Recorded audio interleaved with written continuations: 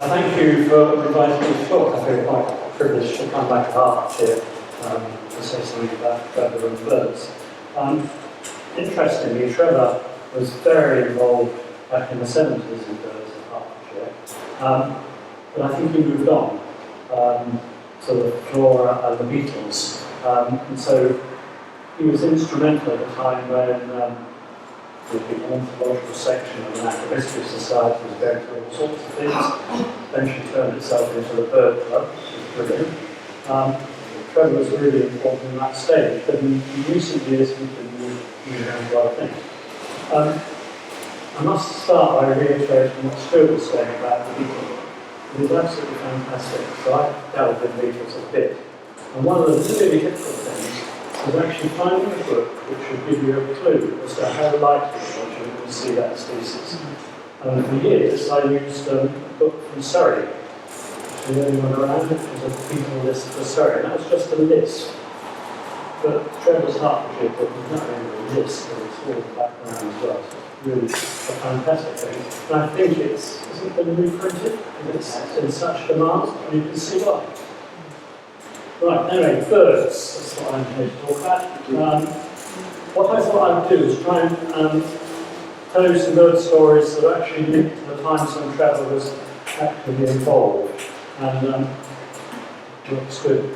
We heard earlier about Trevor and Northall and Brian Sage, and that's really where he became involved. And so what I want to talk about is what's happened to bird populations since then.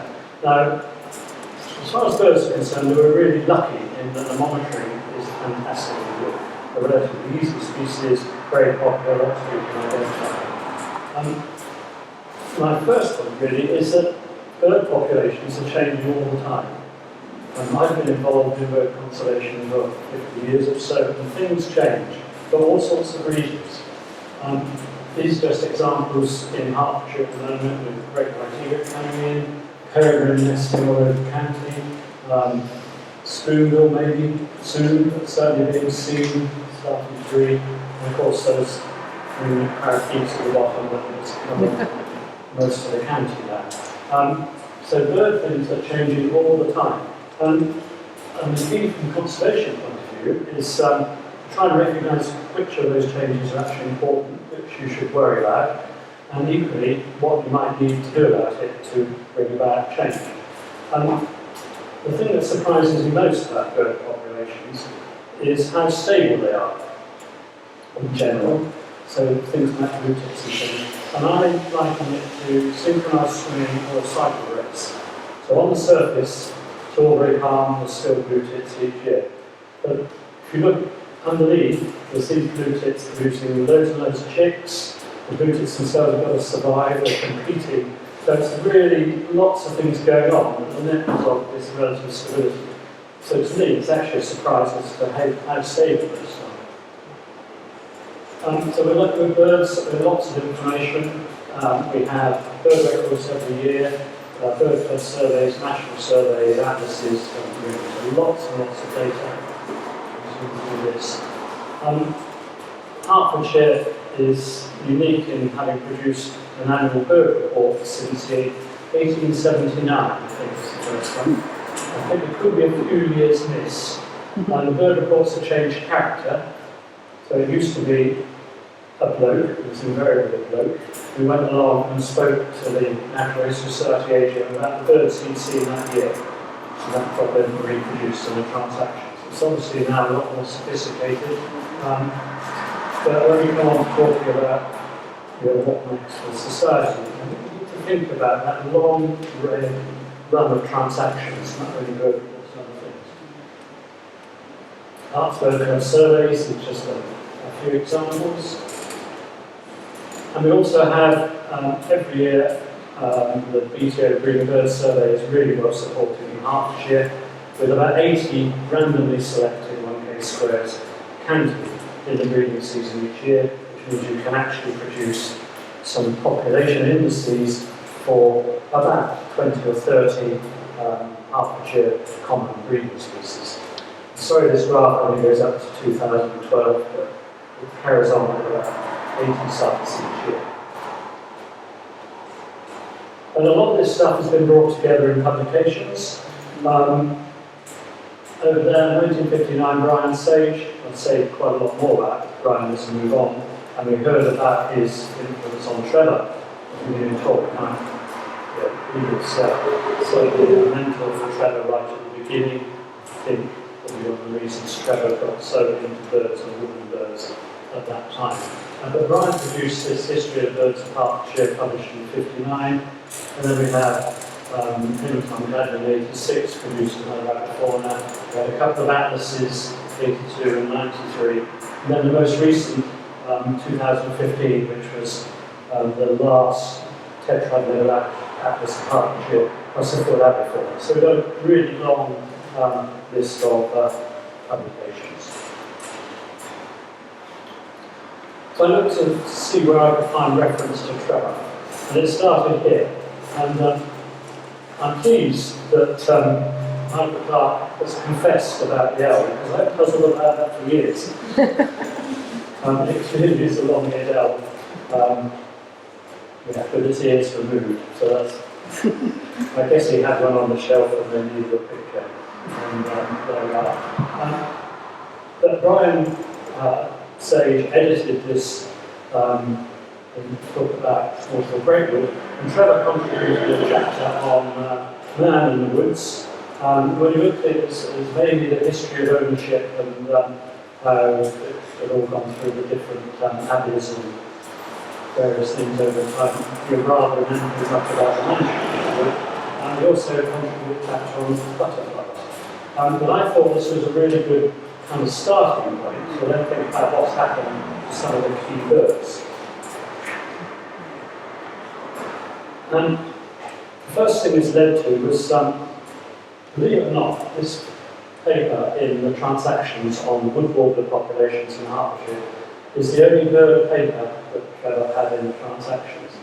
So as I said at the beginning, he moved on to other things quite quickly. But he actually took over as editor of the Bird Report at that time. And he edited it for 5 or 6 years, and then Linda took over from that, and Trevor then became chairman of the Bird Club after editing. And he took it over at a tricky time, because the Bird Report had been produced by Brian Sage and Tom Gladwin, and both of them got rather busy. And so when you look at it, there were some very thin Bird Reports and multi-year Bird Reports in that period. But Trevor actually got it back on a good, stable footing. But I think his interest in woodland birds had actually been kindled by all the work around Northall at the beginning. And I heard the story this morning about the wood warbler discovery that was questioned by Brian Sage. And so this led Trevor, I think, to do a Hertfordshire wood warbler survey at that time. And it's fascinating. So he found 50 singing wood warblers in Hertfordshire in 78, 79. And I think when you read the paper, we heard about Trevor knowing about habitats. He got quite a good piece on the tree species involved. And at that time, people were told, oh, wood warblers are always in beech woods. Complete rubbish. They're in birch woods, and this is what Trevor published in that thing. And remember that, because I think it's quite important for what happened to some other woodland birds over that period. Right. What's happened to wood warblers since? We don't get them breeding anymore. This is from the 2015 atlas. I just copied the page. So in 88 to 92, there were a few wood warbler records. 10 years after Trevor's survey. The graph here is the number of wood warblers recorded up to 2012, and it's just tailed off. And essentially, they're no longer a breeding species in Hertfordshire, and they occur on passage. So down the bottom here is when in the season they occur, and so you get them in end of April and May, singing, and then some young ones passing through, but far fewer in the autumn than in the spring. So they're still passing through, they're still singing, but they're not actually breeding. This is another one that came up looking at the Northall book, and what Brian Sage was saying was that this redpoll was just colonising Northall Greatwood in the 60s. Now, I started bird ringing in the 70s, and bird ringers in those days used to catch loads and loads of redpolls. They were everywhere. And if you look at these pages from the Hertfordshire book, at the top there, that's the map 68 to 72, 88 to 92, and then 2008 to 12. And you can see the redpolls were right through the county in that very first atlas, and they thinned out a bit by the next atlas, and then they'd almost disappeared. And interestingly, redpoll is a species associated with birch trees, a lot. So you start to wonder. And at the bottom here, there's a clue that redpolls might be coming back a little bit. And they're not nowhere near as numerous as they used to be. This could be a bit more birch. These are records of redpolls up to 2012, and I think there are a few more that have been seen again. And so I suspect that there was a lot of birch in some of these woods, probably as a result of management, maybe in World War II, came in, and that was gone. And I've certainly in Wormleywood, where I've done tree surveys now for about 30 years, and the birch has virtually disappeared from Wormleywood. It must have come in after World War II failings, when the wood was much more open. It was now very low. Okay. Redstarts. Doesn't breed in Hertfordshire anymore. Used to be 10 or 15 pairs in Northall Greatwood, and they've gone completely. I guess you guys working in Northall Couple found quite a few in those days. Nowadays, certainly in Sussex, they're more associated with peatland and trees around peatland edge than full blocks of woodland. Now this is the thing that really surprised me. So looking at Brian's book, he talks about tree sparrows starting to invade Northall Greatwood in the 60s. And that is quite amazing. And I'm going to come back to say something about tree sparrows a bit later on. But essentially, what happened is that tree sparrows spread right through southern Britain in that period.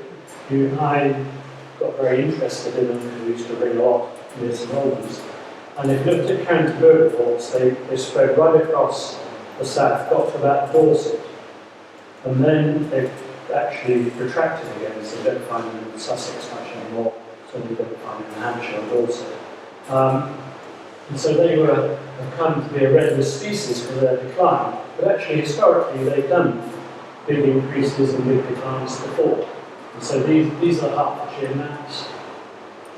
You can hardly see that. So that was 68, 72, thinning out 88 to 92. And then these four dots are actually one site of the boundary of 4 tetrads in 2008 and 12. Some of you know that now entirely gone from Hertfordshire, but come back and say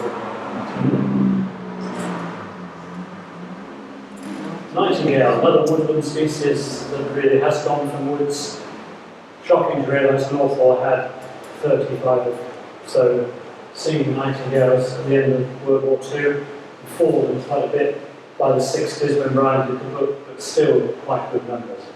Nightingales in Hertfordshire now, more associated with wetland scrub, because of boundary changes, most of them are in Essex and not in Hertfordshire anymore, but in the Lee Valley. Interestingly, in Sussex, there are still really good numbers of nightingales. We've just done a survey reckoning of 1,000 to 1,100 singing notes. You know you wouldn't get away without woodpeckers as a talk from me. But some interesting stuff about great spotted woodpeckers in Northall in that period. And so the densities that Brian was talking about 9 nests within 200 metres of the car park in the mid-60s. And that's similar to the high densities that I was getting in Wormleywood way back 10 years ago or so. And so there were good numbers of great spots in that time. But the interesting thing that was in the Northall book and Brian's history of Great Hertfordshire is the starling story. So great spots have gone up and up and up, as we all know. But I thought I'd discovered, in inverted commas, this interaction between starling competition and great spotted woodpecker nesting success. And starling numbers are really high. they nick the nest holes from the great spots basically, and so great spot breeding success collapses. I thought I published 2 papers on it, brilliant. Looking at Brian's book, published in '59, he talks about starling numbers increasing, and they've moved into woods, and they're interfering with great spotted woodpeckers. So I'm glad I didn't look at that before I read the papers, but there we go. So I think that's fascinating. So starling numbers increased mainly for something that was happening on farmland, that made it far more suitable for them, and they overspilled into breeding woodlands. And then when I started work on woodpeckers in the mid-80s, they were just going down again, and they were red listed, and they were no longer nesting in the woods, and that's actually freed up great spotted woodpeckers to increase, which they've done massively. Brian also has some interesting things about lesser spots, saying undoubtedly vastly under-recorded. And Linda and I have been doing woodpecker networks, trying to encourage people to study lesser spotted woodpeckers because they're red listed and declining. And one of the big things that comes out of it is that they are incredibly difficult to find, particularly when they're at low densities. So I bet you there's still quite big numbers of lesser spots in Hertfordshire, but very few records coming in. And the reason for that is you have to go to the right place, and you have to go very early in the season, because they only do things up until the middle of April at most. But by the time most people get out, and they've gone quiet, and at low densities they don't need to do much display. So the dot maps are interesting. I think that underlines that there were far more lesser spots around, because as soon as Dutch elm disease came along and there was lots of deadwood habitat, the numbers shot up very quickly. And they wouldn't have been able to do that if they'd had to come from other areas. So I think they were always around in low numbers. So in the 2015 book, we summarised bird trends, population trends by species groups, by habitats.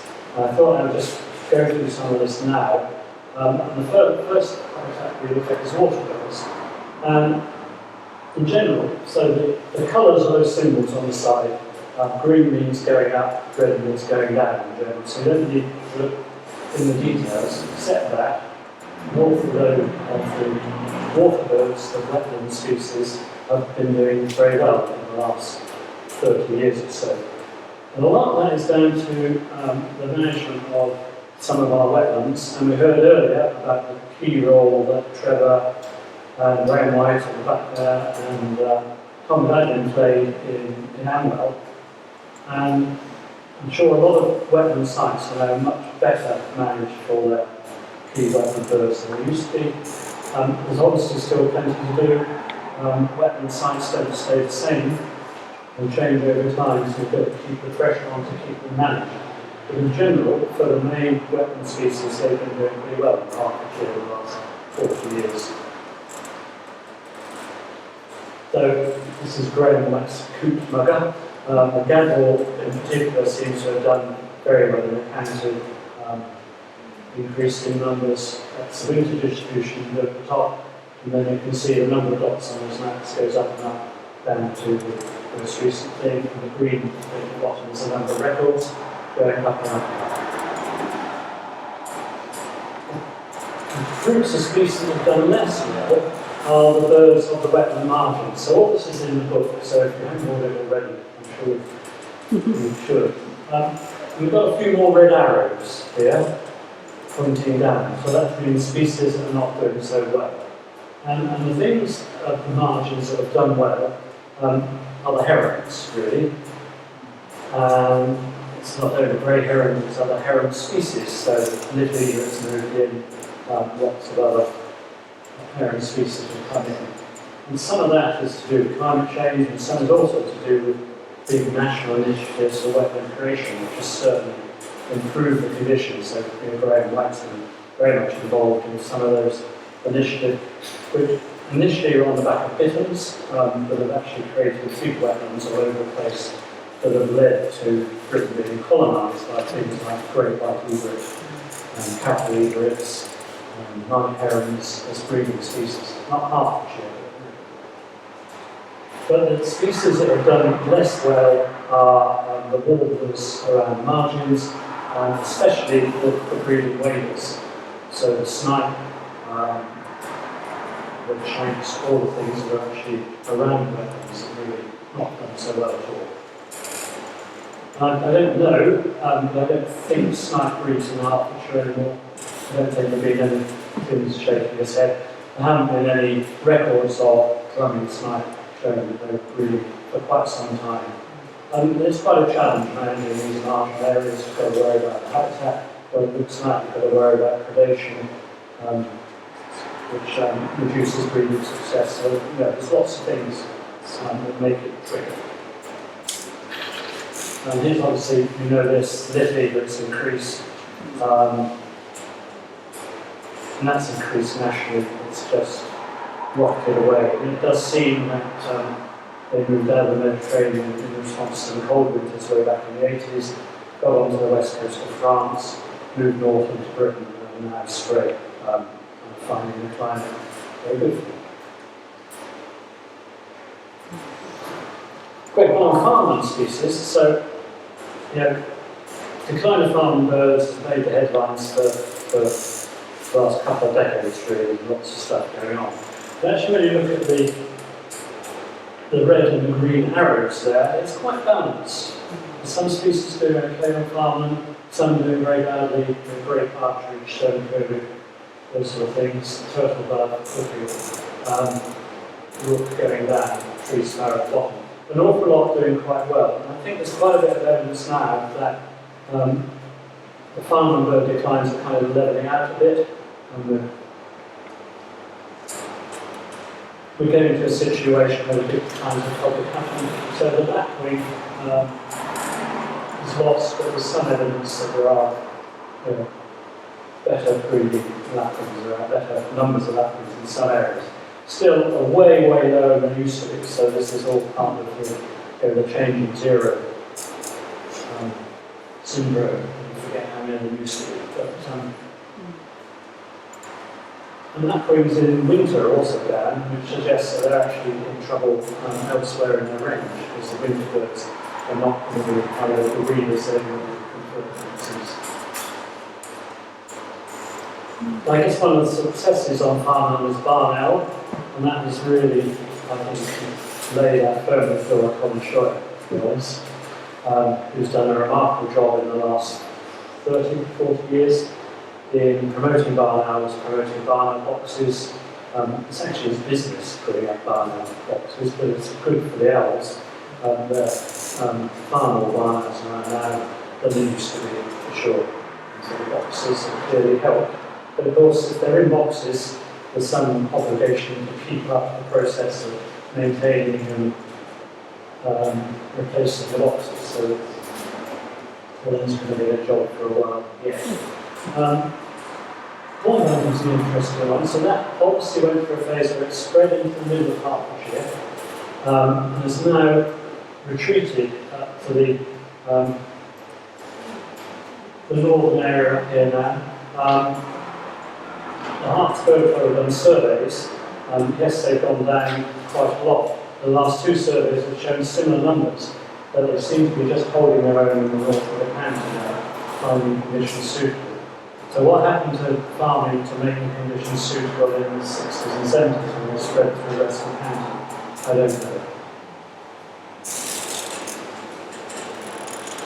Right, so this is the farmland species that we've lost in the last few years. The tree sparrow. Now, as you know, the Bird Club had a project on tree sparrows where there were a few left, maybe a maximum of 10 pairs at Tittenhanger Forces Road area. And Bird Club got nest boxes put up, and we provided supplementary food, and we monitored them pretty closely. And as part of that project, in the last 15 years or so, we actually fitted the tree sparrows with what we call pit tags. You can see it there, Bill. There's the tag.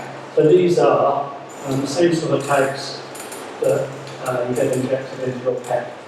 So they don't have a battery, it's just a coil, and it gets interrogated by that coil over there, and it returns a code. And so you can recognise the individual animal from the code that comes back from the pigtail. And so for all that period, all the tree sparrow nestlings of the ring were fitted with these pig tags, and the 2 bird feeders that were operating had a coil on, and we had this amazing kit that seemed to run outdoors virtually for the whole year. And we did that for about 10 years, and it was amazing that the tree sparrows hung on. Much against the odds, they were still there, still there, still there. And eventually they disappeared.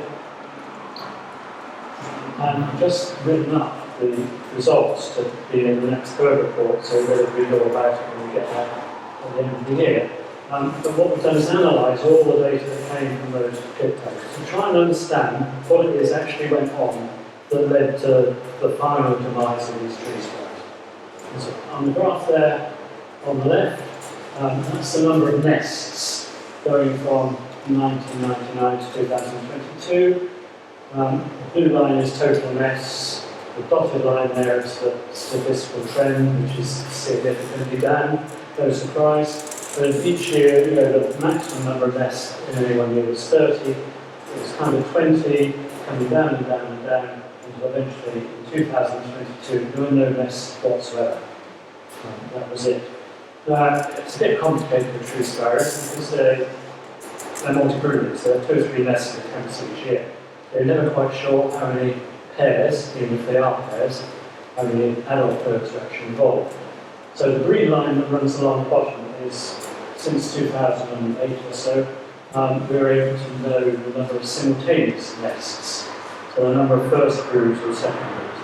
And that is lower, because on average each box will have 2.3 nests in it. But it's lower, but it's still coming down. But it's suggesting that we probably only had about 5 pairs of these tree sparrows during that time, which is a remarkably low number, particularly as it's an isolated population in South East England, one of the last ones left. And then the bars there are the number of nests at Tittenhanger. Most of the nests were at Courses Farm. So a few years at Tittenhanger came back once, and then finally no nests at all.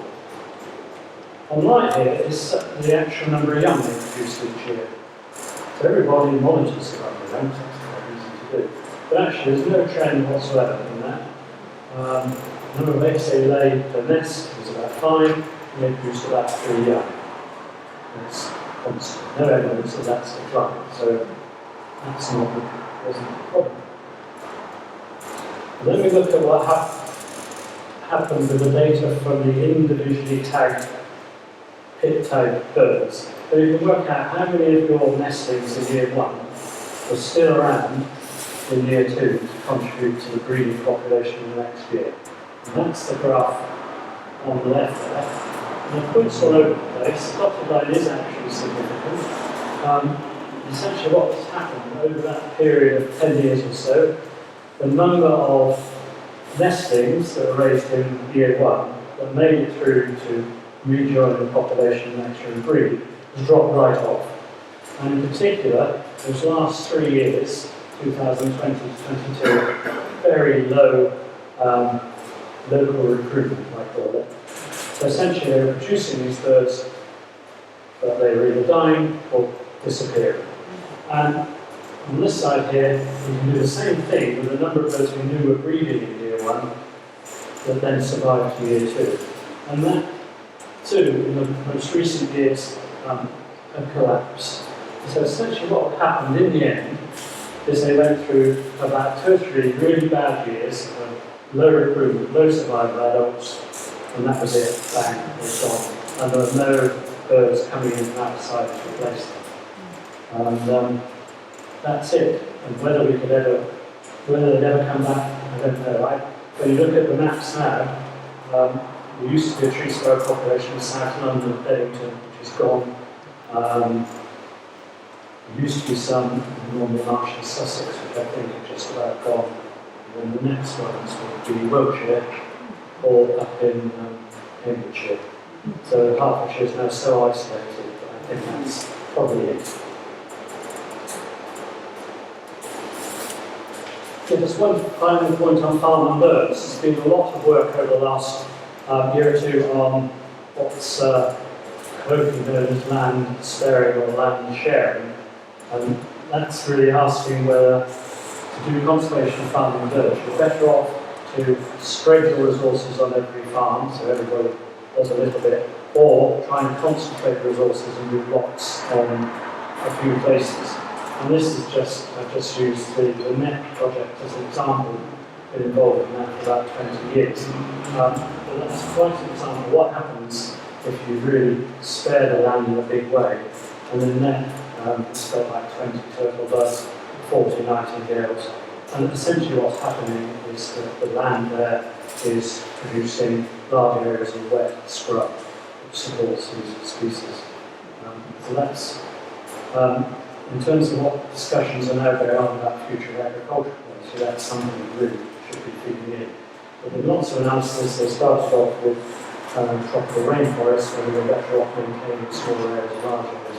The same analysis has been done for farming birds in Europe, and the answers are saying that actually land sparing, i.e. going for really good nature management in smaller areas, is actually a better way of going.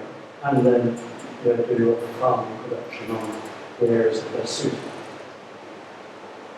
Woodland species, this is where Trevor, I think, first came in. I think Trevor maintained his interest in woodland birds and woodland management. To a major degree. Some of the management work was going on in Sherrif's Parkwood and north of Redwood, led by Chris. I'm sure there was a bit of Trevor influence there as well. But it's been fantastic management of those woods, and it needed quite strong will to make it happen against a lot of popular opposition at the time. But those woods are looking fantastic. Sadly, when you look at the declining species, the woodland bird situation has not really improved since this was produced 10 years ago.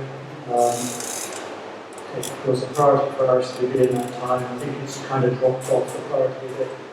And there are two things there. The resident species that seem to be suffering from lack of woodland management, and a lot of these woodland species are actually long-distance migrants. This might be hope for hawfinch.